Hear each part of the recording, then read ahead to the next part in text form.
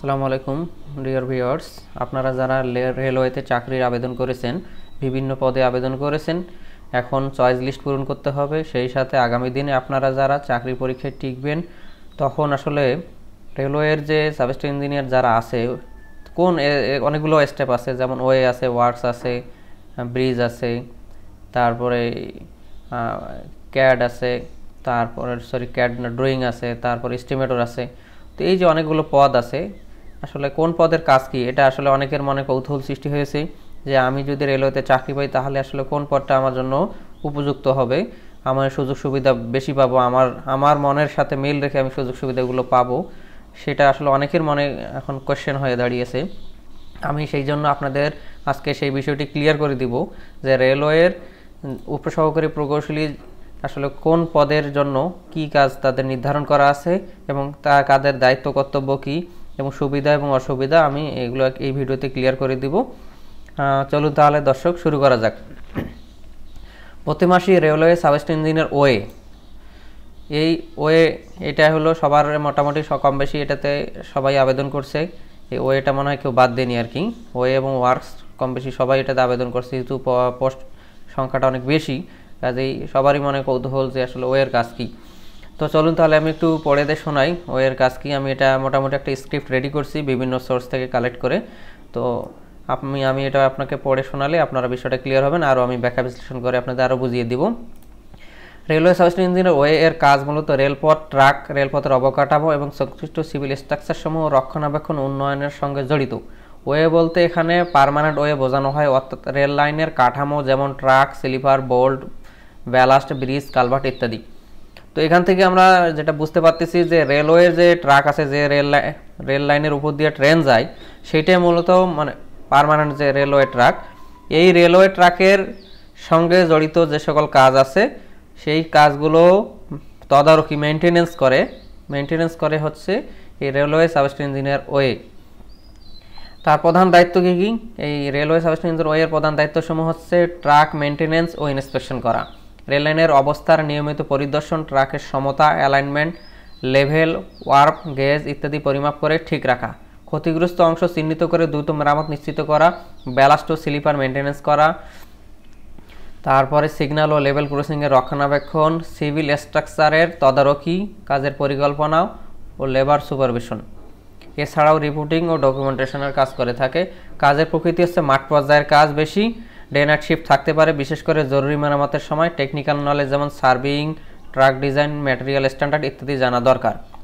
তাহলে আমরা উপসংহারে কি আসলাম? রেলওয়ে সাবস্টেশন ইঞ্জিনিয়ার একজন গুরুত্বপূর্ণ টেকনিক্যাল পদে কর্মরত ব্যক্তি, যিনি রেল চলাচলের নিরাপত্তা ও ট্রাকের ভালো অবস্থার নিশ্চয়তা দিয়ে থাকেন। বিষয়টা হচ্ছে এই রেলওয়ে সাবস্টেশন ইঞ্জিনিয়ার ওয়ের কিন্তু খুব চ্যালেঞ্জিং একটা জব। রেলওয়ে যতগুলো পোস্ট আছে সবচেয়ে চ্যালেঞ্জিং যদি জব থাকে সেটা হচ্ছে রেলওয়ে সাবস্টেশন ইঞ্জিনিয়ার ওয়ে। কারণ দেখা যাচ্ছে ঈদের আগে 2 দিন আগে মনে করেন কোথাও রেল লাইনের বিশাল কোনো একটা বন্যা হয়ে ক্ষতিগ্রস্ত হয়েছে বা এমন কোনো একটা বড় ধরনের বিপর্যয় হয়েছে, প্রাকৃতিক দুর্যোগ হোক বা মানবসৃষ্ট দুর্যোগ হোক, সেই ক্ষেত্রে কিন্তু জনগণের যে নির্বিঘ্নে যে ট্রেন চলাচল নিশ্চিত করার জন্য রেলওয়ের যে রেল লাইনের মেনটেনেন্স করতে হবে, রেল লাইন, স্লিপার, ব্যালাস্ট, তারপরে এই যে রেলের যে জয়েন্টগুলো, ফিস প্লেটগুলো, তো এইগুলো কিন্তু মেরামতের কাজ কিন্তু সাবস্টেশন ইঞ্জিনিয়ার ওয়ে। তখন দেখা যাচ্ছে এমন হতে পারে ঈদের আগের দিনও আপনাকে কঠোর পরিশ্রম করে রেল লাইনের সব কিছু মেরামত করতে হচ্ছে। এরপরে আমরা আলোচনা করব রেলওয়ে সাবস্টেশন ইঞ্জিনিয়ার ওয়ার্কস। এই যে রেলওয়ে সাবস্টেশন ইঞ্জিনিয়ার ওয়ার্ক আর রেলওয়ে সাবস্টেশন ইঞ্জিনিয়ার ওয়ের মধ্যে একটা মিল বন্ধন আছে। সেটা হচ্ছে রেলওয়ে সাবস্টেশন ইঞ্জিনিয়ার ওয়েটা কাজ করে হচ্ছে রেল লাইন ট্রাকের ক্ষেত্রে, আর রেলওয়ে সাবস্টেশন ইঞ্জিনিয়ার ওয়ার্কস কাজ করে রেলওয়ের যতগুলো স্টেশন বিল্ডিং আছে, আবাসিক বিল্ডিং আছে, এই যে বিল্ডিংগুলো তদারকির কাজগুলো করে থাকে রেলওয়ে সাবস্টেশন ইঞ্জিনিয়ার ওয়ার্কস। তারপরে দু একটা আমি পড়ে শোনাই। তাদের প্রধান কাজ কি কি আছে? নির্মাণ ও রক্ষণাবেক্ষণের কাজ, তদারকি, ডিজাইন ও ড্রয়িং বিশ্লেষণ করা, সাইট সুপারভিশন ও কোয়ালিটি কন্ট্রোল, লেবার ও কন্ট্রাক্টর পরিচালনা, রিপোর্টিং এবং হিসাব। আচ্ছা, ড্রেনেজ ও পানি নিষ্কাশন ব্যবস্থা তদারকি করা, মনসুন প্রস্তুতি ও ক্ষয়ক্ষতি মেরামত। এইগুলি হচ্ছে রেলওয়ে সাবস্টেশন ইঞ্জিনিয়ার ওয়ার্কসের কাজ।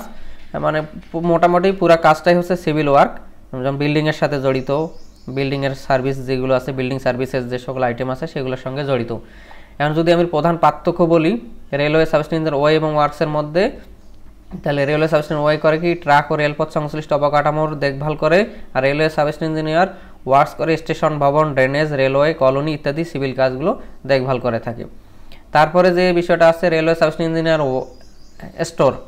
তো স্টোরের নামের সাথেই আপনারা এর অর্থটা মোটামুটি বুঝতে পারতেছেন। রেলওয়ে সাবস্টেশন ইঞ্জিনিয়ার স্টোরের মেইন কাজই হচ্ছে রেলওয়ের যত মালামাল আছে সেগুলোর রক্ষণাবেক্ষণ এবং এটাকে করা, এটা ডিস্ট্রিবিউশন করা এবং এটাকে সংরক্ষণ করা। তারপর আমি একটু পড়ে শোনাই। স্টোর ম্যানেজমেন্ট ও ইনভেন্টরি কন্ট্রোল করা। আমি বিস্তারিত এখানে লেখা আছে, আমি এই পিডিএফটা আপনাদেরকে দিয়ে দেবো, আপনারা পড়ে নিন।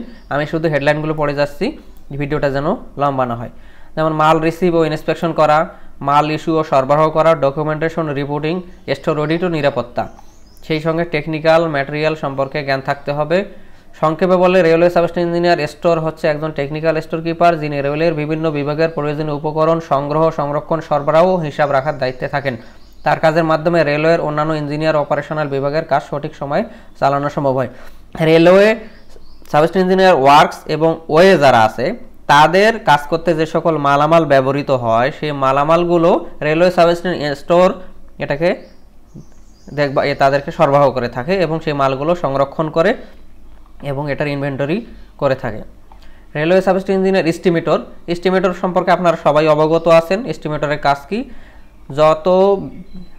যে কোনো এই রেলওয়ের যতগুলো স্ট্রাকচার আছে সেই স্ট্রাকচারগুলোর এস্টিমেশন করা, বিওকিউ রেডি করা এবং ড্রয়িং ডিজাইন বিশ্লেষণ করা, রেট অ্যানালাইসিস করা, টেন্ডার ডকুমেন্টেশন তৈরি ও যাচাই করা এবং রেলওয়ে রিভার্স এস্টিমেট ও সাপ্লিমেন্টারি এস্টিমেট তৈরি করা, প্রজেক্ট জাস্টিফিকেশন রিপোর্ট তৈরি করা, কস্ট কন্ট্রোল ও বাজেট মনিটরিং, এই সবগুলো কাজই করে কি রেলওয়ে সাবস্টেশন ইঞ্জিনিয়ার এস্টিমেটর। তার প্রয়োজনীয় দক্ষতা থাকতে হবে, তার কোয়ান্টিটি সার্ভিংয়ের দক্ষতা থাকা লাগবে, কনস্ট্রাকশন ম্যাটেরিয়াল নলেজ থাকা লাগবে, সিভিল ইঞ্জিনিয়ারিং ড্রয়িং বোঝার সক্ষমতা থাকতে হবে। এছাড়াও তাকে MS Excel, AutoCAD, estimation software যেমন রেট অ্যানালাইসিস টুল ব্যবহার করে CPWD, PWD, SOR, schedule of rate বোঝার অভ্যাস থাকতে হবে। উপসংহারে আমরা বলতে পারি রেলওয়ে সাবস্টেশন ইঞ্জিনিয়ার এস্টিমেটর মূলত প্রকল্প শুরুর আগেই তার ব্যয় নির্ধারণ করে দেন যাতে তা বাজেট অনুযায়ী বাস্তবায়ন সম্ভব হয়। এই পদে কাজ করা মানে প্রকল্পের আর্থিক রূপরেখা তৈরি ও খরচ নিয়ন্ত্রণে সহায়তা করা। এরপরে আছে রেলওয়ে সাবস্টেশন ইঞ্জিনিয়ার ব্রিজ হচ্ছে ঠিক আমরা যে রেলওয়ে সাবস্টেশন ওয়ার্কস এবং ওয়ের কথা বললাম ঠিক একই ধরনের কাজ করবে, শুধু ব্রিজ পার্টটা দেখবে। রেলওয়ে রেল লাইনে রেল চলাচলের পথে যে সকল ব্রিজ কালভার্ট আছে এইগুলো দেখভাল করে কে রেলওয়ে সাবস্টেশন ইঞ্জিনিয়ার ব্রিজ। আমি এগুলার বিস্তারিত পড়ে শোনাচ্ছি না, আপনারা পিডিএফটা পড়ে নেবেন, এখানে সবগুলো দেয়া আছে যে তার কাজগুলো মূলত কি কি। আমি মেইন যে সামারি সেটা আপনাদেরকে বলে দিলাম। উপসংহারটা একটু পড়ে শোনায়। রেলওয়ে সাবস্টেশন ইঞ্জিনিয়ার ব্রিজ হলো সেই ব্যক্তি যিনি রেলওয়ে ব্রিজগুলো জীবনরেখা রক্ষা করেন এবং নিশ্চিত করেন যেন রেল চলাচল হয় নিরাপদ ও নিরবিচ্ছিন্নভাবে। এই পদে টেকনিক্যাল জ্ঞান ও ফিল্ড ম্যানেজমেন্ট দুটোরই সমান গুরুত্ব রয়েছে। এরপরে railway substation engineer civil drawing. এই পদটির কাজ হচ্ছে ধরেন রেলওয়ে যতগুলো প্রকল্প আছে প্রকল্পের ড্রয়িং এবং ডিজাইন তৈরি করে খেয়ে এই রেলওয়ে সাবস্টেশন ইঞ্জিনিয়ার ড্রয়িং, তারা এই রেলওয়ে যে ছোটো ছোটো প্রকল্পগুলো আছে সেগুলোর ড্রয়িং কিন্তু করে থাকে এই রেলওয়ে সাবস্টেশন ইঞ্জিনিয়ার ড্রয়িং। তার কাজগুলো খুবই মজাদার কাজ, বিশেষ করে এস্টিমেটর এবং এই ড্রয়িং এই দুই পদবীর কাজ হচ্ছে সম্পূর্ণ অফিস রুমের মধ্যে এসি রুমে বসে আপনারা কাজ করবেন, দীর্ঘ সময় কম্পিউটারে বসে কাজ করতে হবে। যাদের কম্পিউটারে বসে কাজ করতে ভালো লাগে, অফিসে বসে কাজ করতে ভালো লাগে, তারা এই পদ দুইটা পছন্দ করতে পারেন। আর যাদের মাঠ পর্যায়ে কাজ করতে ভালো লাগে তারা ওয়ার্কস, ওয়ে এবং ব্রিজ এই তিনটা পদ পছন্দ করতে পারেন। আরেকটা জিনিস এড়িয়ে গেছে হয়তো বা, রেলওয়ে সাবস্টেশন ইঞ্জিনিয়ার এস্টেট নামে একটা পদ আছে, পদের সংখ্যা খুবই কম। রেলওয়ে এস্টেটটা হচ্ছে রেলওয়ে যতগুলো সম্পত্তি আছে সেগুলোর রক্ষণাবেক্ষণ এবং সেগুলোর দলিলপত্র কাগজ এসে সংরক্ষণ করা এবং কোনো অবৈধ স্থাপনা হলে তাকে কীভাবে উচ্ছেদ করে রেলওয়ে যে আছে সম্পদ আছে সেটাকে সঠিকভাবে দেখভাল করাটাই হচ্ছে মূলত রেলওয়ে সাবস্টেশন ইঞ্জিনিয়ার এস্টেটের কাজ। তো আমরা মোটামুটি আপনাদেরকে একটা ধারণা দেওয়ার চেষ্টা করলাম যে রেলওয়ে সাবস্টেশন ইঞ্জিনিয়ার বিভিন্ন পদের কার কী কাজ, কার কী দায়িত্ব এবং সুবিধা এবং অসুবিধাগুলো। আপনারা এটা পিডিএফ পেয়ে যাবেন, আমি এটা ডিসক্রিপশন বক্সে অথবা কমেন্ট বক্সে এটা দিয়ে রাখবো, আপনারা চাইলে এটা পড়ে দেখতে পারেন, এটা পড়ে মোটামুটি একটা আইডিয়া নিতে পারেন আসলে কোন পদের কাজ কী। ধন্যবাদ সবাইকে এতক্ষণ ধরে যারা আমার ভিডিওটি দেখলেন। এখনও যারা আমার চ্যানেলটি সাবস্ক্রাইব করেননি তারা দ্রুত চ্যানেলটি সাবস্ক্রাইব করবেন, পাশে থাকা বেল বাটনটি প্রেস করে দিবেন এবং আমার ভিডিও যদি আপনাদের ভালো লাগে লাইক কমেন্ট করবেন, শেয়ার করবেন এবং আপনাদের যদি আরও কোনো মতামত থাকে আর কী বিষয়ে ভিডিও চান আমাকে কমেন্ট করে জানাবেন, আমি চেষ্টা করব সেই বিষয়ে ভিডিও নিয়ে আসার জন্য। ধন্যবাদ সবাইকে।